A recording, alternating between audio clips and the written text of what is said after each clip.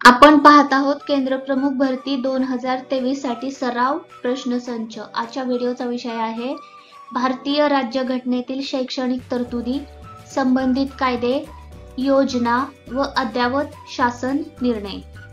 संबंधित प्रश्नांची उत्तरे ही सप्टेंबर 2021 पर्यंतच्या उपलब्ध माहितीवर आधारित आहेत। एवढं लक्षात घ्या की यामध्ये काही सुधारणा किंवा बदल होण्याची पण शक्यता आहे। प्रश्न पहिला, राज्यघटनेच्या कोणत्या कलमाने शैक्षणिक संस्था स्थापन करण्याचा आणि त्यांची देखभाल करण्याचा अधिकार राज्याला दिला आहे? पर्याय 1 कलम 21, 2 अनुच्छेद 26, 3 कलम 29, 4 कलम 30।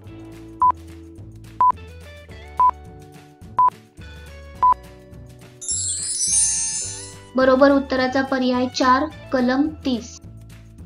प्रश्न 2, राज्यघटनेतील कोणते कलम कोणत्याही धोकादायक व्यवसायात मुलांचे शोषण करण्यास प्रतिबंधित करते? पर्याय 1 कलम 23, 2 कलम 24, 3 कलम 25, 4 कलम 26।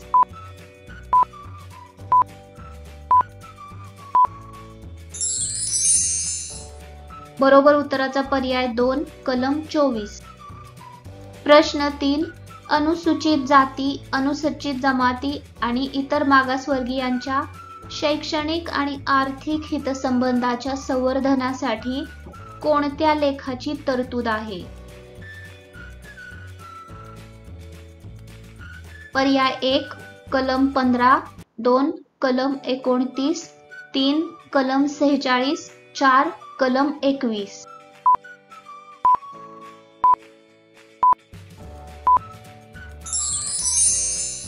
बरोबर उत्तराचा पर्याय 3 कलम 46। भारतीय राज्यघटनेचा कोणता कलम शिक्षणाच्या अधिकाराशी संबंधित आहे? पर्याय 1 कलम 21, 2 अनुच्छेद 26, 3 कलम 32, 4 कलम 45।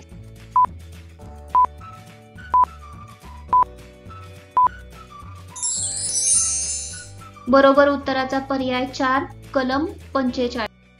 प्रश्न 6, कोणता कलम धार्मिक अल्पसंख्याकांच्या शैक्षणिक संस्था स्थापन आणि प्रशासनाच्या अधिकाराची हमी देतो?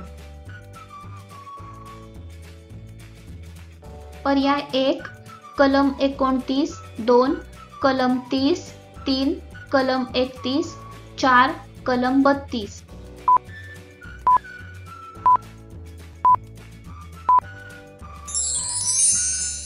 बरोबर उत्तराचा पर्याय 2 कलम 30। प्रश्न 7, शिक्षण हक्क कायदा 2009 आर्थिक दृष्ट्या दुर्बल घटकांसाठी कोणत्या जागांचे आरक्षण प्रदान करतो? पर्याय 1 सरकारी नोकऱ्या, 2 खाजगी शैक्षणिक संस्था, 3 उच्च शिक्षण संस्था, 4 न्याय व्यवस्था।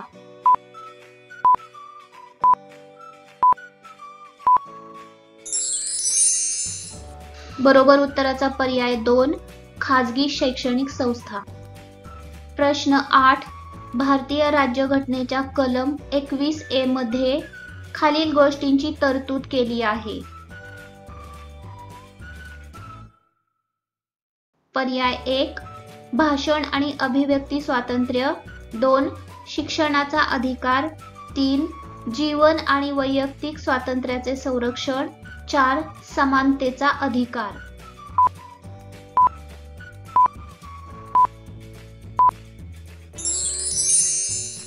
बरोबर उत्तराचा पर्याय 2 शिक्षणाचा अधिकार।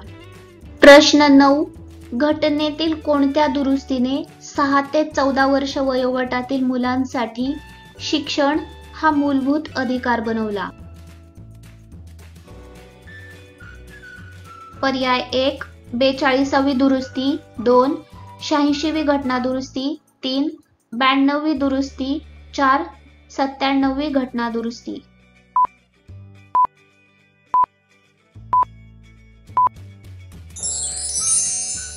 बरोबर उत्तराचा पर्याय 2, 86वी घटना दुरुस्ती. प्रश्न 10. शिक्षण हक्क कायदा 2009 काय प्रतिबंधित करतो? पर्याय 1, शैक्षणिक संस्थांमध्ये भेदभाव. 2, सर्व मुलांसाठी सक्तीचे शिक्षण. 3, बालकामगारांचा रोजगार. 4, शाळांमध्ये शारीरिक शिक्षा.